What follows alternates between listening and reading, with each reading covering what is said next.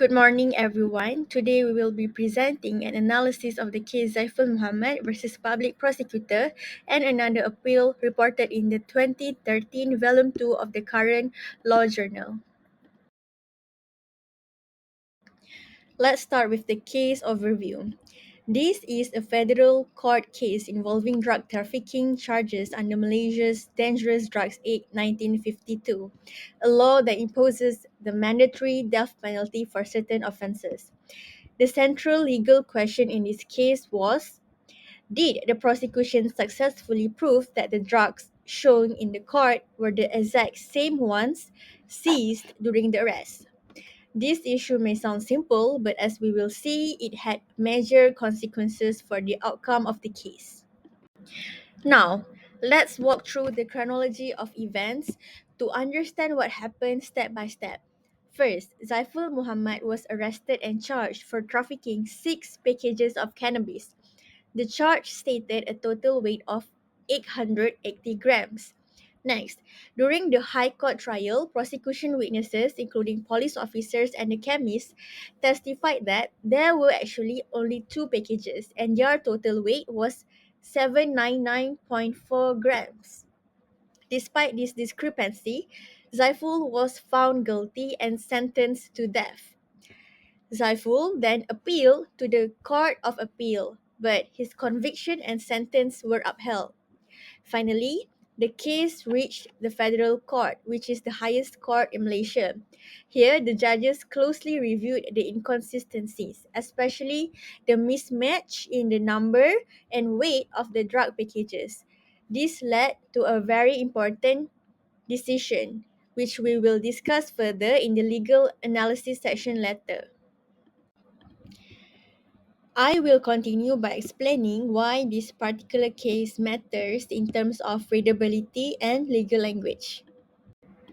To begin with, Saiful Muhammad versus Public Prosecutor and another appeal is a written judgment issued by the court. Because of that, it falls under what Cotterill identifies as judicial discourse. Understanding this type of discourse is important because it directly influences how clear, accessible, or difficult a legal judgment is to read, especially for non-lawyers like the general public, journalists, or even students like us.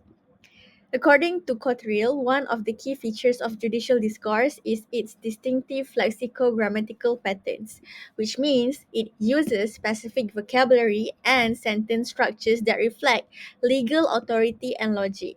That is why analyzing these features is useful. It helps us evaluate whether the language balances legal accuracy with public understanding. Let's look at two of the main features commonly found in judicial discourse and how they appear in this case. First, judicial discourse often uses highly formal and technical language. This means judges use specialized legal terms that might seem unfamiliar to non legal readers, but are important for expressing legal ideas precisely. For example, in this judgment, we see phrases like the appellants failed to raise any reasonable doubt in on the prosecution's case. Here, raise any reasonable doubt is a legal standard used in criminal trials to determine guilt. Second, the conviction and sentence imposed by the High Court are set aside. Terms like conviction, sentence, and set aside clearly reflect the formality and finality of legal decisions. And the third sentence here, material discrepancies is a legal expression that signals the issue is significant enough to possibly affect the outcome of the case. Second, judicial discourse often makes use of don't-take modality. In other words, modal verbs like must, shall, should, and ought that express legal obligation, judgment, or necessity. Some examples from the case include: the defense should not have been called at the close of the prosecution case. This reflects the court's opinion that a legal error occurred, using should not have been called. Second, it is incumbent on the prosecution to offer some explanation. The phrase is incumbent on functions like must, showing that the court expects a duty to be fulfilled. Third, it would not be safe to uphold the convictions. Here, would not expresses a cautious legal judgment, suggesting that proceeding with the conviction might risk injustice. That's all from me. Thank you. Thank you. Since Sumaya has already covered how the judgment uses really formal and technical language, especially from Cotterill's framework, I want to shift gears and look at the judgment from a different angle. And in my presentation, I'll be using Brian A. Garner's approach to legal writing, especially from his 2013 and 2023 works. Garner's main concern is this: legal writing needs to be clearer and easier to understand, especially for people who aren't lawyers. And honestly, I found this really relevant while reading this judgment, because there were moments where I just thought, why is this so hard to follow? Legal judgments, especially in serious criminal cases, don't just stay in courtrooms. They get quoted in the media, they affect people's life, and sometimes they even set public opinion. But a lot of judgments are still written in that old school legal style. Very precise, very formal, but also super dense. For someone like me, without a legal background, that kind of writing creates a wall. That's where Garner's ideas come in. He believes legal writing should be accurate, but it also needs to be readable. One of the first things Garner points out is how passive voice makes things confusing. Take this line from the judgment. The discrepancy was left unexplained. Grammatically, it's fine, but who left it unexplained? We have no idea. Garner says this kind of phrasing hides responsibility. So a better version would be the prosecution failed to explain the discrepancy. Now we know exactly who did or didn't do something. It's direct and clearer. Another thing Garner critiques is legalatin, like prima facie, inter alia, mens rea, and so on. These terms are everywhere in judgments. But ask yourself, do most people know what they mean? Probably not. Garner says we should replace them with plain English whenever we can. So instead of prima facie, just say at first glance. Instead of inter alia, say among others. These changes don't reduce legal accuracy. They simply make the content more accessible. The third issue Garner points out is sentence complexity. In this case, some of the sentences in the judgment are really long and packed with abstract ideas. For example, here's a real sentence from the judgment. Any serious discrepancies on the gross weight and the number of ketulan, unless satisfactorily explained, will go to the question of identity of the drug exhibit. Now, that's accurate, but it also quite heavy. For someone without a legal background, it takes effort to process. A Garner style rewrite would be, if the number or weight of the drug isn't clearly explained, it creates doubt about whether it's the same drug. It's the same point, but simpler, more direct and easier to understand. Garner's advice here to be clear, not clever. Just say what you mean in a way that makes sense the first time someone reads it. At the end of the day, judgments aren't just read by lawyers. Defendants read them, families read them, the public reads them. If people can't understand what's being said, they lose trust in the system. Garner's whole approach is about writing for the reader, not just for profession. Especially in criminal cases like this one, where the stakes are incredibly high, people deserve to understand what happened and why. So, just to wrap up, while the judgment definitely follows traditional legal style, it could benefit a lot from Garner's suggestion. Passive voice, legal jargon, and long sentences don't have to be the norm. Clearer writing doesn't mean making something less serious or less professional. It just makes it more accessible. And in the justice systems that's supposed to serve everyone, that's something worth aiming for. Thank you. Thank you, Eileen. My name is Lau Li Ting and my matrix number is 162972. Now, I will be explaining the written structure of the case law. Without wasting any time, let's begin with the first part of the report.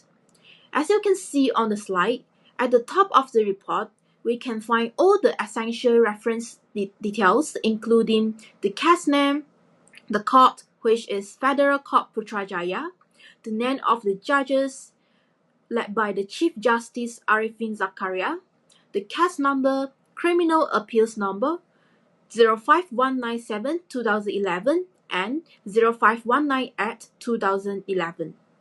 And lastly is the date of the judgment, which is 9 January 2013. This information is important for legal referencing and helps establish the authority and authenticity of the cases. Next, we move on to the head note, which is also known as the case summary. This section is written by the law reports editors, not the judges, and it provides a concise overview of the key legal issues. In this case, the head note has been split into two key parts. First, it explains legal issues, specifically discrepancies in the number and weight of the drug packages under Section 39B1A Dangerous Drugs 1952. As you can see on the left side picture on the slide, which I highlighted. Second, under the health section, which is at the right side pictures on the slide, it summarized the federal court's final decision that the prosecution failed to explain these discrepancies, which created reasonable doubt about the identity of the drug exhibit. As a result, the court allowed the appeal and set aside the convictions. Besides that, one useful feature of the CLJ report is the inclusion of Bahasa Malaysia translation of the head note. This makes case more accessible for the readers who are more comfortable reading in Malay, and it reflects the bilingual nature of Malaysian legal system. After the head note, we move into the main body of the judgment, which is written by the Chief Justice Arifin Zakaria. This part of the case is well organized and clearly divided into the number paragraph, which helps readers to follow the court's reasoning step by step. In my slide, I have listed the key sections according to the paragraph number. First, the introduction, which is the paragraph 1, gives backgrounds on how the appeal reached the federal courts after the both appellants were convicted and sentenced to death, and the Court of Appeal upheld this decision, whereas the paragraph 2 to 11 outline the facts, including the sting operation, arrest and recovery of cannabis. It also describes the interaction between the undercover officer, PW4, and appellants. Next, paragraph 12 to 13 cover the High Court's finding that a prima facie case was established, leaving the defense being called, whereas paragraph 14 to 23 present the defense statements where both appellants deny knowledge of the drugs. In paragraph 24, the High Court convicted both appellants and sentenced them to death, whereas paragraph 25 shows that the Court of Appeal upheld this decision. The most crucial part is the Federal Court's analysis, which is from paragraph 26 to paragraph 37, which found serious discrepancies between the charge and the trial evidence. The original charge involved 6 packages weighing 880 grams, but only 2 packages weighing 799.4 grams were produced. The prosecution failed to explain the discrepancies, creating reasonable doubts about the identity of the drug exhibit. Besides, the judgment also referred to the past cases like Yong Kiat Hen versus Public Prosecutor and Tan Yu Choi versus Public Prosecutor, which involve similar issues. Finally, in paragraph 38, the court gives its conclusion, deciding that the conviction was not safe, so both appellants were acquitted and released. Overall, the judgment is clearly structured and easy to follow. It moves from background and facts to legal analysis and final decisions, all organized by paragraph numbers. The federal court's reasoning focused on the unexplained discrepancies in the drug evidence, which led to reasonable doubt and the eventual acquittal. Even though it's written in legal English, the paragraphing and the heading helps the readers, especially non-law students like us, to understand the logic and flow of the decision. That's all from me. Now I will pass the presentation to the next presenter, Hao Shan. Thank you. Thank you, Li Ting. My name is Song Haoshan and my metric number is 165395. So, understanding legal judgments can be challenging due to their complexity and dense language. So, in this presentation, I will demonstrate how the IRAC method, which stands for issue, rule, application, and conclusion, provides a clear and logical framework for analyzing the case law more effectively. So let's talk about the first component of IRAC, its issue. When reading a case, it's often difficult to locate the exact legal question the court is answering. But the IRAC encourages us to identify that key question first. In the If Muhammad versus public prosecutor, the issue was whether the inconsistencies in the drug evidence were serious enough to raise the reasonable doubt.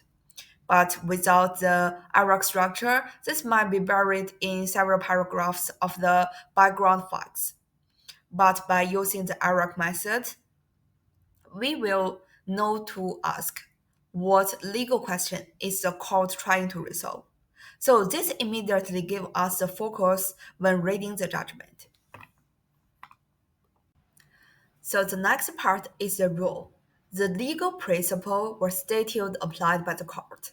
So in this case, it was Section 39B1A of the Dangerous Drugs Act 1952, which deals with drug trafficking. Without IRAC, students might read through the case and miss which law was actually applied. But IRAC teaches us to pause and extract the legal rule, including its key elements. So in this case, it has three elements. First is the accused was in possession of the drugs. Next, the accused had the knowledge of the drugs. And the last is there was an intention to traffic the drugs. So this makes the legal reasoning much easier to follow, especially for users who are new to the legal system or unfamiliar with the law. And it can also clarify what needs to be proven beyond the reasonable doubt. So let's move to the part of the application. The application section is where the analysis takes place, and many students find this part is very difficult and also find this part of a case challenging because it not only involves the facts but also it involves the law. So the IRAC method advises us to focus on how the court uses the law to evaluate the evidence. And in our case, the court applies the rule to the inconsistency in the number and weight of the drug packages. And the judgment analyzes whether these inconsistencies and the unclear chain of custody made the prosecution's the case too weak to meet the legal standard. And by breaking down the application stage, IRAC makes it easier to follow the course logic step by step. And it avoids confusion by separating the law itself from how it is applied. And using the IRAC method in the If Muhammad versus public prosecutor, it clarifies the reasoning behind the acquittal. So, in summary, the IRAC method allowed us to examine the judgment logically, from identifying the issue to stating the applicable legal rules, and finally, analyzing how those rules were applied. And now, I will pass it to the next presenter, Zhu Chibingjie, for the conclusion of the case. Thank you. Hello everyone, my name is Zhu Chibingjie and my metric number is 160562. Now I'll talk about the conclusion part in the RAC method. So, what exactly does the conclusion do? It tells us the final decision of the court, and more importantly, it explains why the case was won or lost. That might sound simple, but in the legal writing, it's a big deal. Court judgments are often long, filled with complex arguments and legal terms. Without a clear conclusion, it's easy to get lost. And that's where IAC really helps. The conclusions that allow us to skip straight to the answer. We don't need to read every paragraph. We can focus on what the outcome was and why the court made that decision. And now let's look at our case. In this case, the federal court acquitted the accused. Why? Because there was reasonable doubt about the identity of the drug. The drug packages had different weights and numbers. The court said that the prosecution didn't explain this properly, so they were not sure if the drugs shown in the court were the same as the ones first taken. Because of this doubt, the court decided not to uphold the conviction. This is a great example of how the conclusion works as a spotlight. It shines directly on the key reason behind the court's decision. Instead of getting stuck in all the legal arguments, we get a clearer takeaway: what happened and why. And that's really the strength of the IRAC. It gives us a clean, logical structure, especially helpful for students or anyone not used to reading legal texts. Now let's take a step back and see how the whole RAC methods help us understand the case more easily. First, RAC gives us a clear structure. We look at the issue, the rule, the application, and finally the conclusion. These step-by-step methods help us to follow the course logic. It also helps us to see the difference between the law and facts. For example, in the rule part, we can see what the law says, and in the application part, we see how the facts are used with that law. It makes the legal writing easier to follow. RAC also help us noticing confusing or hard language. When each part is separated, it's easier to find long sentences or legal terms like prima facie or beyond reasonable doubt.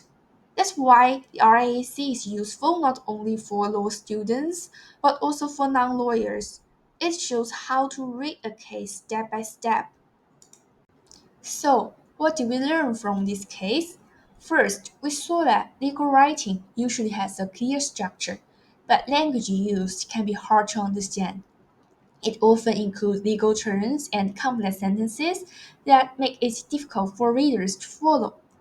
Second, the RAC method really helps. It breaks down the case step by step, from identifying the issue to explaining the court's reasoning. This makes it easier for students and readers to follow what's going on. Third, this case showed us how even small errors in facts, like the mismatched numbers or unclear evidence, can create serious problems. The courts need everything to be precise and consistent to build trust in the evidence. We also saw that in this case follow a typical legal format. It starts with the background facts, moves through legal reasoning, and ends with a final decision. That's exactly how RAC works too, which is why it fits so well. In short, the RAC method doesn't just help with writing legal arguments, it helps us understand them.